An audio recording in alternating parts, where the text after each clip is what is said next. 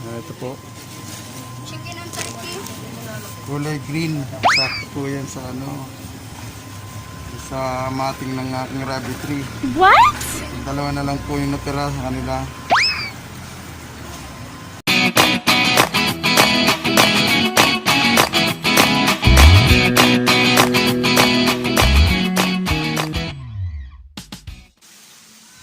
Ayan mga kablog, gumagawa po tayo ng extra cages ng ating mga rabbit. Kasi doon sa place po nila, medyo malamok. So mag-extend tayo ng cages. So maglalagay po tayo dito ng mga 5 doors po ng cages nila. So 2 babae tapos 3 lalaki dito. So extend po natin para hindi sila lamukin kasi medyo malamok po dun sa lugar. So isa-sanitize po natin yung kanilang existing cages. So tingnan nyo po, under renovation pa po yan. So maybe tomorrow, so okay na po yan, assembled na yan, and then may bubong na po siya. Ayan mga kablog, nandito po ako sa bilihan sa pet shop. Bibili po ako nung plastic matting, kinulang po ako sa rabbitry ko eh. So baka matatawaran natin kahit 150 yung dalawa. Yung 180 raw eh. So ito po yung plastic matting, nakikita nyo po kulay green na yan oh. Yan po. Chicken and turkey. Kulay green, sakto po yan sa sa mating ng aking rabbitry. Dalawa na lang po yung natira sa kanila. Kaya mga kablog, 350 na lang daw po ito. What? Original Valley 360. Para serve na lang to. Kuhanin ko to ha. Meron ako makapal eh. Pagtatansyahin ko na lang. Nalagay ko sa rabbit ko eh. Ayan, dito po ako bumibili ng Kung nakikita nyo. May rabbit din po sila. Ayan o. Mga lionhead. Baka may supplier pa rin ng rabbit. Ayan, punta muna po tayo sa Victory Mall. Baka tayo makakakita ng mas mura pa doon. Mating. So, kahit ibang color, pwede na rin yan. Kulay green din. Kaya nandito po tayo naroon sa palengke ng Tanawan. Nandito po tayo napadaan.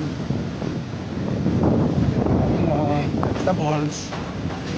Nahanap tayo na mas mura pong floor matting. Ang binili natin na additional matting sa ating rabbitry. So nakakuha po tayo ng 2 pang piraso. Last piece na po yan kanina doon sa pet shop na napuntahan ko. And also ayan, nagkaroon din tayo ng meron din tayong 8 catcher, pop catcher, tsaka isang nest box preparation pagka merong mga anak na po na rabbit. So itiram natin para hindi na tayo naghahanap ng nest box pagdating ng panganganak.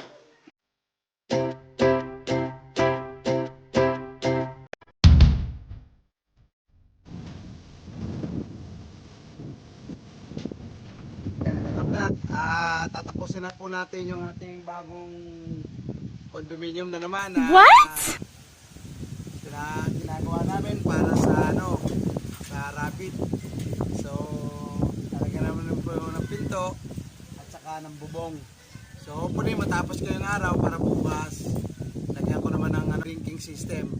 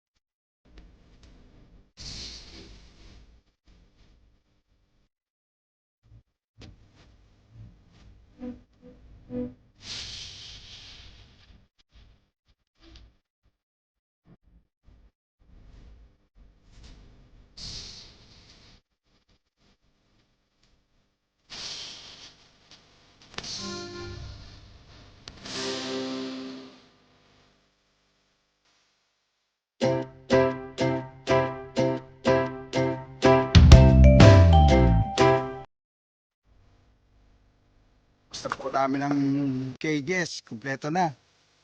May bubong, na po yan. Ay, mga doors niya. Okay na yan. Drinking system na lang ang ating ilalagay. Ayan. Ito po, buksan natin ang loob. Ayan, medyo maliwalas na maliwalas sa mga rabbit pagka nilagay po natin dyan. Oh. Yung nesting box na. Tapos ito nyo po nasa ilalim. Yeah, catcher po yan. Mga dumi nila at saka wiwi. Yan po didiretso para hindi makalat. So, kompleto na po siya. Ito po natin. Ito po yung water system nila. Tapos na. So, ayan, kinuha po natin. At ayan, ito po yung lagay ng kanilang water. So, down the line. Ito po yung so, pati po yung water system nila tapos na rin yan. Oh.